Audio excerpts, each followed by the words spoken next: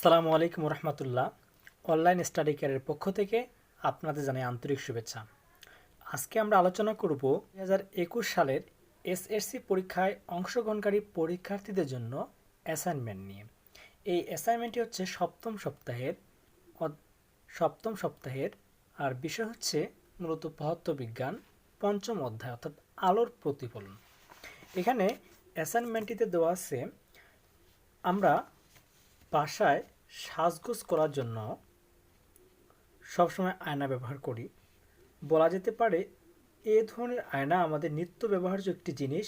এবার আয়নাটাকে হাত দিয়ে দেখলে বোঝা যাবে এটি একটি সমতল আয়না।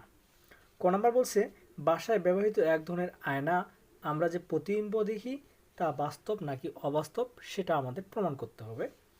খ নাম্বার বলছে এ ধরনের আয়নার সামনে যদি একটি ছোট বিন্দু এ কল্পনা করি তাহলে তারও একটি প্রতিবিম্ব তৈরি হবে। তুমি তোমার জ্যামিতিক বক্সের বিভিন্ন উপকরণ ব্যবহার করে এটা আর্ট করতে হবে এবং এর আর্ট করে এর মতামত বা যুক্তি প্রদান করতে হবে। গ নম্বর প্রশ্ন বলছে এ আয়না ঘড়ি কাঁটার যেদিকে ঘুরে সেদিকে অল্প কোণে 5 থেকে 20 ডিগ্রির মধ্যে থাকতে হবে। ঘুরিয়ে জ্যামিতিক বক্সের সাহায্যে এ বিন্দু ও এর প্রতিবিম্ব দূরত্বের অনুপাত কি একই থাকবে?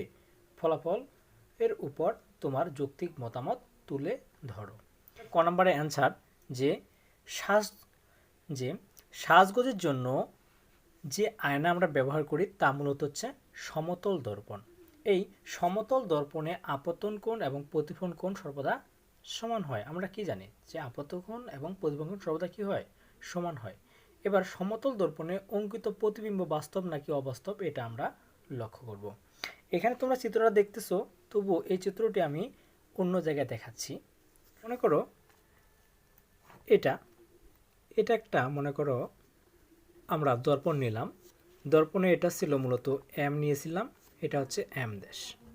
ঠিক আছে, এই দর্পণের সামনে মনে করো এখানে মনে করো তুমি আসো বা কোনো একটা লক্ষ্যবস্তু আছে বা যে কোনো কেউ একটু আছে, এখানে একটা দর্শক আছে মনে করো।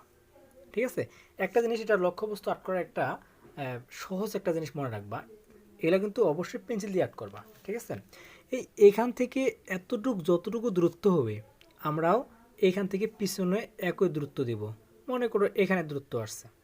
ঠিক আছে, এটা একটা কিন্তু টেকনিক, খুব ভালোভাবে মনে রাখবা। এখানে এখন এই ধরো এটা হচ্ছে এ, এটা ধরো একটা বি, মনে করো এ বি একটা বস্তু। ঠিক আছে, এই এ বি বস্তুটার আছে এম এম দেশ দর্পণের সামনে। এখন এই এ থেকে মনে করো এটা একটা বিন্দু সাপোজ মনে করো এবং এটা একটা বিন্দু মনে করো। তাহলে আমরা যদি বিন্দু হিসেবে ভাবি, এখান থেকে একটা আলোক রশ্মি একবারে সমতল মানে আমাদের অভিলম্বের উপর সোজাসুজিভাবে যাবে, ঠিক একইভাবে সোজাসুজিভাবে আপতিত হবে। এর নাম দিলাম আমরা টি। ঠিক আছে, তাহলে বিটি হচ্ছে কি আপতিত রশ্মি এবং আমাদের প্রতিফলিত রশ্মি হচ্ছে টিবি। এরপরে মনে একটা জিনিস সবসময় মাথা রাখবা যে যে কোনো একটা বিন্দু বা বস্তু হোক ওইখান থেকে কোটি কোটি রাশি কিন্তু ওইখান থেকে নির্গত হয়। ঠিক আছে, তাহলে এখান থেকে মনে করো আরও একটা আলোক রাশি, মনে করো যে এই আলোক রাশিটা এই দর্পণের উপর এই বরাবর যাচ্ছে, তির্যকভাবে আপতিত হচ্ছে। ঠিক আছে, আপতিত হয়ে মনে করো বস্তুটা আলোক রাশিটা এই বরাবর চলে গেছে মনে করো। ঠিক আছে, তাহলে আমরা এখান থেকে বি থেকে আরেকটা আলোক রাশি এই বরাবর আর্ট করছি, মনে করি নাম দিলাম কিউ। ঠিক আছে, এবং এর নাম দিলাম আর। তাহলে বি কিউ পথে আপতিত হয়ে কিউ আর পথে প্রতিফলিত হচ্ছে। ঠিক আছে, এখন অনেকে চিন্তা করবো যে আমরা কি আসলে শুধু এইভাবেই নিব? যদি কেউ চায় যে আমরা এদিক বরাবর নিব তবুও কিন্তু জিনিসটা হবে, সমস্যা হবে না। এখন এই আমরা আলোক রাশিটা যে এখানে দর্পণে আপতিত হচ্ছে, আমরা যদি এটাকে পেছন দিকে বর্ধিত করি, মনে করে এই বরাবর বর্ধিত করলাম, ডট চিহ্ন দিলাম। ঠিক আছে, পেন্সিল দিয়ে যখন আর্ট করবো অবশ্যই ডট চিহ্ন দিবা এবং এই রাশিটাকে আমরা পেছন দিকে মনে করে নিয়ে আসলাম, মনে করো এখানে মিলিত হয়েছে। ঠিক আছে, অবশ্যই তোমরা পেন্সিল স্কেল দিয়ে একদম সমানভাবে মনে করো এর সামনে কতটুকু আছে এর পিছনেও ততটুকু দাগ দিবা, এখানেও বস্তুটা যতটুকু আছে এখানেও বস্তুটা ততটুকুই দাগ দিবা, তাহলে কিন্তু হবে। ঠিক আছে, তাহলে এটা এখন এই বিন্দুটা ছিল কি বি ছিল, মনে করো এটার নাম দিলাম বিদেশ বিন্দু। ঠিক একইভাবে এবার এই এ থেকে এ যদি আমাদের আরও একটা মনে করো একটা বিন্দু হলো, এই বিন্দু থেকে একটা আলোক রাশি সোজা যাচ্ছে, আবার কি সোজা ফিরে আসবে। মনে করো যদি কখনো আলোক রাশি সোজা যায় অবশ্যই সোজা পথে ফিরে আসবে। আর এটা কিন্তু ডট ডট চিহ্ন, কিন্তু যেহেতু আমাদের দর্পণের পিছনে আমরা তো মানে বুঝতে পারবো না, আমরা তো দেখতে পারবো না, তাই না? এই জন্য এটা কি ডট ডট চিহ্ন দেবো। এখন এখান থেকে মনে করো আরও একটা আলোক রাশি, মনে করো এখান থেকে এইখান থেকে শুরু করে এই বরাবর, যেহেতু এটাকে দিছিলাম এই বরাবর এইখানেই যাচ্ছে, যা এই বরাবর চলে যাচ্ছে মনে করো। ঠিক আছে, তাহলে এ কিউ পথে আপতিত হয়ে এটার নাম দিলাম মনে করো আর দেশ। তাহলে কিউ আর দেশ পথে প্রতিফলিত হচ্ছে।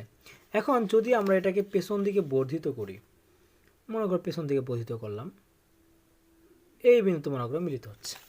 ঠিক আছে, মনে করো এই বিন্দুতে মিলিত হচ্ছে, এটা তার নাম কি এ দেশ। তাহলে এ দেশ এবং বি দেশ এই দুইটাকে যদি আমি যোগ করে দিই, সাপোজ জিনিসটা কিন্তু এরকম যদি এখানে আসতো, তোমরা ভালো করে আর্ট করো তাহলে কিন্তু হবে ভালো। হ্যাঁ, এখানে মনে করো আসছে, আমি যোগ করে দিলাম, তাহলে এ দেশ এবং বি দেশ যোগ করে দিলাম। তাহলে এই এ বি এর প্রতিবিম্ব, অবাস্তব প্রতিবিম্ব, একটা জিনিস মনে রাখবা, যদি কখনো দর্পণের সামনে বিম্ব হয় তাহলে সেটা হচ্ছে বাস্তব প্রতিবিম্ব, আর যদি কখনো দর্পণের পেছনে প্রতিবিম্ব হয় তাহলে সেটা হচ্ছে অবাস্তব প্রতিবিম্ব। যেহেতু এখানে এই দর্পণের পেছনে প্রতিবিম্ব হয়েছে, সুতরাং এটা অবাস্তব প্রতিবিম্ব। এই যে আমরা যে কথাগুলো বললাম, এই কথাগুলো আমরা পরবর্তীতে আমরা বিস্তারিত লিখছি এই যে এখানে, যে লক্ষ্য করো এখানে। ঠিক আছে, যদি তোমরা লক্ষ্য করো এখানে আমরা যেভাবে চিত্রটা আর্ট করছি, ঠিক আছে, এখন আশা করি তোমরা চিত্রটা বুঝতে পারবা, যেহেতু আমরা বুঝে দিছি। এখানে সম্পূর্ণভাবে যা কিছু বলছি এখানে আছে। এখন এই কথাগুলোই মূলত আমি এখানে আলোচনা করে দিছি। তোমরা একটু ভালো করে দেখে রিডিংটা পড়ে নিয়ে ভালো করে বুঝে একটু বইয়ের সাথে মিলিয়ে তোমরা লিখবা। আশা করি তোমরা এটা খুব ভালোভাবে বুঝতে পারতেছো। এবার আসি আমরা খ নম্বরের ক্ষেত্রে। খ নম্বরে বলছে এক ধরনের আয়নার সামনে যদি ছোট বিন্দু, দেখো ওইখানেও কিন্তু আমরা এই যে দেখো এখানে লক্ষ্য করো, এই যে এখানে আমরা সম্পূর্ণ একটা বস্তু নিয়েছিলাম, তাই না? এখন একটা বিন্দু নিব, সাপোজ শুধু খালি এই বি বিন্দুটাকে নিব বা শুধুমাত্র এই বিন্দুটাকে নিব, নিয়ে আমরা যে চিত্র অঙ্কন করব ওইটাই হলো তো মূলত কি আমাদের অ্যান্সার। ঠিক আছে, একইভাবে ওইটাও আর্ট করব, আর্ট করে একইভাবে কথাগুলো লিখব। যদি আমরা অ্যান্সারের দিকে লক্ষ্য করি এটা হবে এমন যে এখানে মনে করো এই যেটা, এখানেও আমরা এম এম ড্যাশ একটা বিম্ব নিলাম, এম এম ড্যাশের সামনে এ একটা হচ্ছে বস্তু। ঠিক আছে, এখন এই এ বস্তু থেকে একটা আলোক রাশি মনে করো এপি পথে আপতিত হচ্ছে, যদি কখনো সোজা যায় আবার কি সোজা পথে ফিরে আসবে, আবার পি এ পথে প্রতিফলিত হচ্ছে। ঠিক আছে, এখন আরও একটা আলোক রাশি এই এ বিন্দু থেকে এ বি পথে আপতিত হচ্ছে। ঠিক আছে, এটা এখানে চিহ্ন দিলাম।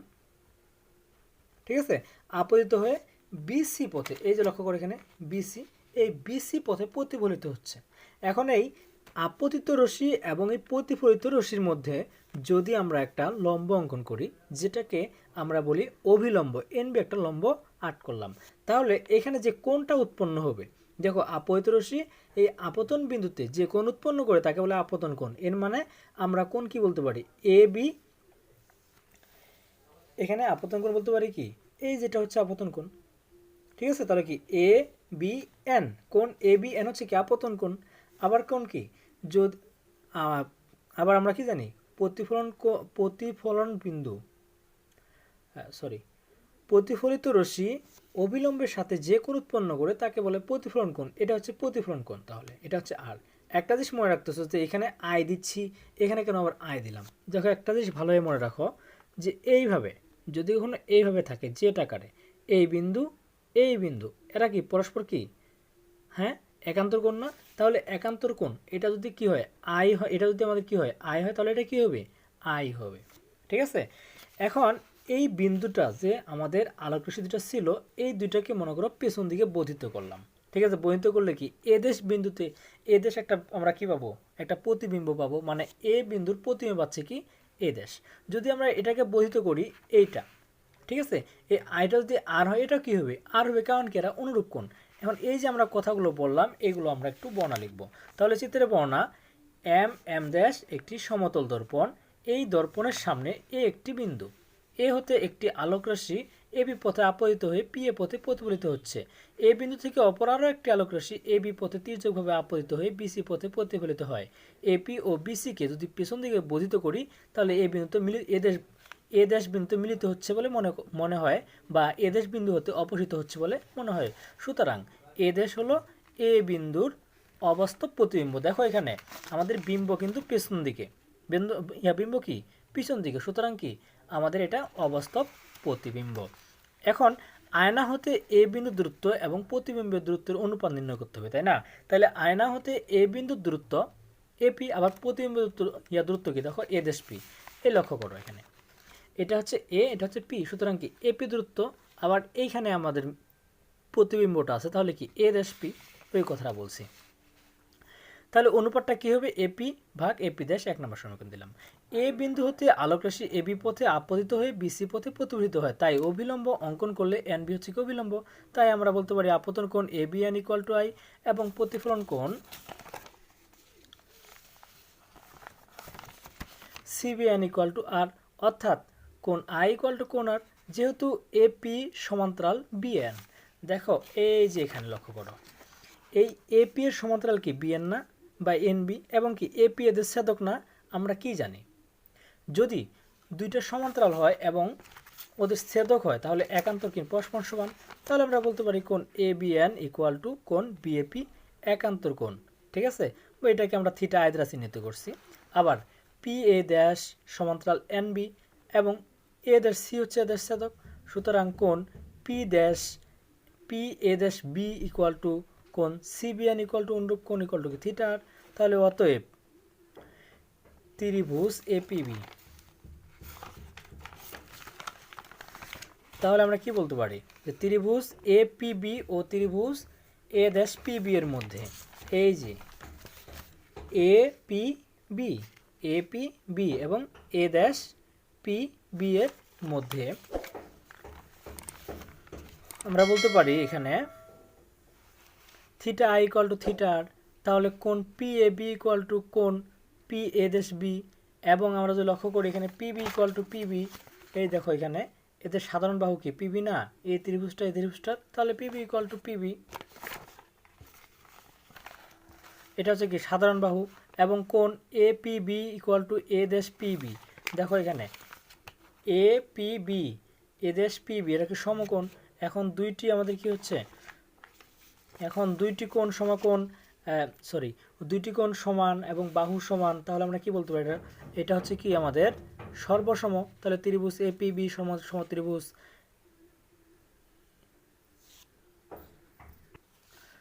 এখন তাহলে আমরা বলতে পারি যে ত্রিভুজ এপিবি সর্বসম ত্রিভুজ এপি ড্যাশ বি। তাহলে অতএব বলতে পারি P A equal to P A dash, মানে কি আমাদের লক্ষ্যবস্তু দূরত্ব এবং প্রতিবিম্ব দূরত্ব কি সমান। সুতরাং আয়না থেকে বস্তু দূরত্ব প্রতিবিম্ব দূরত্ব সমান, যেহেতু দূরত্ব সমান তাই অনুপাত হবে 1, অর্থাৎ এপি ভাগ AP equal to 1 equal to 1, সুতরাং 1। এটা ছিল আমাদের খ নম্বর অ্যান্সার। এবার আসি আমাদের গ নম্বরের ক্ষেত্রে। গ নম্বরে কি বলছে দেখো, এবার একটি আয়না ঘড়ি কাঁটার দিকে যেদিকে ঘুরে সেই দিকে অল্প কোণে ঘুরিয়ে একটা আমাদের আট করতে হবে একটা। এখন তাহলে লক্ষ্য করো এখানে যে আমরা লক্ষ্যবস্তুর অবস্থান স্থির রেখে দর্পণকে ঘড়ি কাঁটার দিকে একটি নির্দিষ্ট কোণে ঘোরালে অবস্থান ও নির্দিষ্ট অনুপাত ঘুরবে। দেখো প্রথম অবস্থায় আমরা মনে করো বস্তুটা এটা আছে, প্রথম অবস্থায় আমি কোনো ঘোরাচ্ছি না। এই এম দেশ হচ্ছে কি একটা আমরা দর্পণ নিলাম, ঠিক আছে? এম দেশ একটা দর্পণ, এই দর্পণের সামনে আমাদের এ হচ্ছে একটা কি লক্ষ্যবস্তু, এখান থেকে একটা কি আসছে আলোক রাশি আসতেছে, এই আলোক রাশি আসে আমাদের টিবি পথে প্রতিফলিত হচ্ছে, এবং কি আমাদের এন বি হচ্ছে আমাদের কি অভিলম্ব, এখানে কোণ এ টি এন হচ্ছে আমাদের আপতন কোণ, বি টি এন হচ্ছে কি আমাদের প্রতিফলন কোণ, এইটা কি তাই না? এই কথাগুলো কিন্তু আমি আবার লিখলাম, ঠিক আছে? যেহেতু আমরা এই পর্যন্ত লিখলাম, লেখার পর আমি বলতে পারি যে আমরা জানি আপতন কোণ ইকুয়াল টু প্রতিফলন কোণ, তাহলে কোণ এ টি এন ইকুয়াল টু কোণ বি টি এন। এখন দেখো এ টি এন আর বি টি এন এই দুটো কি সমান, তাহলে আমরা কি লিখতে পারি 218 না, এর মানে কি কোণ এ টি এন ইকুয়াল টু আমরা বলতে পারি আই ইকুয়াল টু যেহেতু আর হয় তাহলে এটাই আই এটাই, এর মানে কি 2i বলতে পারি বা 2r বলতে পারি, কোনো সমস্যা নেই। সুতরাং 2i লিখলাম। এখন এই লক্ষ্যবস্তুর অবস্থান যদি অপরিবর্তিত রেখে দর্পণকে যদি ঘড়ি কাঁটার দিকে যদি ঘোরায়, দেখো আমাদের ঘড়ি কাঁটার দিকে কিন্তু এদিক বরাবর যাচ্ছে, তাই না? এদিক বরাবর, সুতরাং এই দিক বরাবর ঘোরাবো। কি ক্লিয়ার? এখন একটা জিনিস বলতে পারো যে স্যার এটাও দিব ওইটাও দিব, হ্যাঁ তোমরা যদি চাও এটাও দিতে পারো এটাও দিতে পারো। আবার যদি কেউ চাও যে আমি এটা দিব না, ডাইরেক্ট এটা দিব, তবুও হবে। আর যদি যদি কেউ চায় যে আমি এটাই দিব, তাও হবে। এটা দুইটা দিব, তাও হবে। ঠিক আছে, কোনো সমস্যা নেই। কিন্তু যদি কেউ চায় যে আমি এটা দিব, তাহলে কিন্তু হবে না, এটা দিতে হবে মূলত। ঠিক আছে, তাহলে এখন লক্ষ্যবস্তুর অবস্থান অপরিত রেখে দর্পণকে যদি ঘড়ি কাঁটার দিকে ঘোরালে দর্পণের নতুন অবস্থান। দেখো আগে প্রথম অবস্থায় একটু আগে আমরা চিত্রটা বুঝি। হ্যাঁ, এটা ছিল এম, এটা এম দেশ, মানে এটা আমাদের হচ্ছে কি আমাদের দর্পণ। এম দেশ হচ্ছে আমাদের কি দর্পণ। এখন এই দর্পণের উপর এ কিন্তু লক্ষ্যবস্তুটা ছিল। দেখো উপরের দিকে আমরা যেটা দিয়েছিলাম, ঠিক হুবহু কিন্তু ওইটাই। ঠিক আছে, এখন এই দর্পণটাকে আমরা ঘুরাই দিলাম, তাহলে কি হবে দেখো দিক এই দিক বরাবর। তাহলে এটা হচ্ছে এম ছিল, এটা M1 দিলাম, এটা M1 দেশ দিলাম। তাহলে এই যে এই বস্তু কিন্তু বি।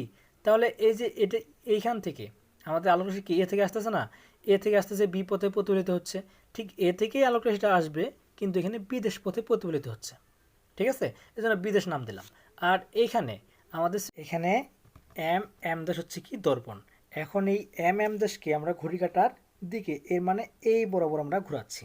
ঠিক আছে, তাহলে এই এম দেশটা, তাহলে এই এমটা হবে কি M1, আর এই এম দেশটা হবে কি M1 দেশ। ঠিক আছে, তাহলে আমাদের এই যে এটা যে আমাদের আপতিত রশ্মি আছে, এটা কিন্তু এটাই থাকবে। আমাদের প্রতিফলিত রশ্মি কী ছিল, বি ছিল। এটা তাহলে কী হয়ে যাবে, আমাদের বিদেশে পরিণত হয়ে যাবে। এবং এখানে আমাদের এই যে অভিলম্ব কী ছিল, অ্যান্টি ছিল না, তাহলে অভিলম্ব আমাদের পরিবর্তিত অভিলম্ব হয়ে যাবে কি N-T। এখন একটা জিনিস লক্ষ্য করো, প্রথম অবস্থায় আমার যখন এই কোণটা আপতন কোণ আই ছিল, এটা ছিল কি আমাদের আপতন কোণ আর। এখন থিটা ডিগ্রি কোণে কি আমরা ঘোরাচ্ছি, তাহলে এইখান থেকে এন দেশ থেকে আমাদের এ পর্যন্ত যে আমাদের কি একটা কোণ আছে, এই কোণটা তাহলে কি হবে আই প্লাস থিটা, কি তাই না? তাহলে আমরা লিখতে পারি যে পরিবর্তিত দর্পণ বা নতুন দর্পণ M1 M দেশ, এবং অভিলম্ব হচ্ছে কি টি এন দেশ, এবং প্রতিফলিত রশ্মি কি আমরা পাচ্ছি এখানে টি বিদেশ। আবার আপতন কোণ ATN দেশ, দেখো এখানে আপতন কোণ এই যে ATN দেশ মানে কি আই প্লাস থিটা। ঠিক আছে, এটা লিখছি এখানে। ATN হচ্ছে কি আই প্লাস থিটা, এবং প্রতিফলন কোণ এন ড্যাশ টিবি। আমরা কি জানি আপতন কোণ ইকুয়াল টু প্রতিফলন কোণ, সুতরাং কোণ এটি এন ড্যাশ ইকুয়াল টু কোণ এন ড্যাশ টিবি। এটি এন ড্যাশ ইকুয়াল টু, তাহলে এটি এন ড্যাশ ইকুয়াল টু আমরা কি লিখতে পারি আই প্লাস থিটা হবে, তাই না? তাহলে কোণ, অতএব কোণ লিখতে পারি এ টি বি ড্যাশ। দেখো এখানে A T N dash equal to i plus theta, তাহলে এ টি বিদেশ কি লিখতে পারি, এটা হচ্ছে কি আই প্লাস থিটা, এখান থেকে এই পর্যন্ত দূরত্ব কি আই প্লাস থিটা। তাহলে আমরা এটা ইকুয়াল লিখতে পারি 2 ইন্টু আই প্লাস থিটা। তাহলে লিখতে পারি এ টি বিদেশ equal to 2 into I plus theta, অর্থাৎ প্রতিফলিত রশ্মি বিটি বি দেশ কোণে ঘুরে যাবে। ঠিক আছে, এটা ছিল কি আপতিত রশ্মি, তাহলে প্রতিফলিত রশ্মি এটার কারণে আমাদের কি বিটি বি দেশ কোণে ঘুরে যাবে। এর মানেটা কি, মানেটা হচ্ছে এই যেটা কি বি, এই যে টি, এই বি দেশ এই কোণে ঘুরে যাবে। এর মানে আমাদের এইটুক নির্ণয় করতে হবে, শুধুমাত্র এটুকু। দেখো এই যে ডট ডট চিহ্নট আছে না, এখান থেকে এইটুকু নির্ণয় করতে হবে। তাহলে এটাগুলো আমরা কি লিখতে পারি, যে লিখতে পারি যে অতএব কোণ বিটি বিদেশ ইকুয়াল টু এইখান থেকে বি, এই যে বি টি বিদেশ ইকুয়াল টু এখানে এ টি বিদেশ, তাই না? এ টি বিদেশ থেকে আমরা এই অংশটুকু বাদ দিয়ে দেবো, এই অংশটুকু বাদ দিয়ে দেবো। তাহলে কি লিখতে পারি, বিয়োগ এ টি বিদেশ বিয়োগ এ টি বি। এই কথাটা এখানে লিখছি, যে এখানে A T B dash minus A T B equal to A T বিদেশের মান আমরা কি জানি 2 ইন্টু আই প্লাস থিটাই যেটা, তাহলে 2 into I plus theta minus A T B equal to কি 2 আই জানি, তাহলে 2 I plus 2 theta minus 2 I equal to কি পাচ্ছি 2 থিটা পাচ্ছি। তাহলে অর্থাৎ আমরা এখান থেকে বলতে পারি যে লক্ষ্যবস্তু স্থির রেখে দর্পণকে যে কোনো ঘোরানো হয়, প্রতিফলিত রশ্মি কী হবে দ্বিগুণ হবে। যদি থিটা থাকে তাহলে কী হবে 2 থিটা। এখন দর্পণকে যদি আমরা 5 ডিগ্রি কোণ, যেহেতু আমাদের 5 ডিগ্রি থেকে 20 ডিগ্রির মধ্যে বলছিল, তাই না? তাহলে যদি আমরা 5 ডিগ্রি কোণে ঘুরাই, তাহলে এর প্রতিফলিত রশ্মি কী হবে 10 ডিগ্রি কোণে ঘুরবে, অর্থাৎ পূর্বের অবস্থান হতে 10 ডিগ্রি কোণের দূরত্ব বেড়ে যাবে। যদি আমরা এটাকে 6 ডিগ্রি কোণে ঘুরাই তাহলে সেটা 12 ডিগ্রি কোণে ঘুরবে। যদি আমরা 10 ডিগ্রি কোণে ঘুরাই তাহলে কী হবে, 20 ডিগ্রি করে ঘুরে যাবে। আশা করি তোমরা বুঝতে পারছো।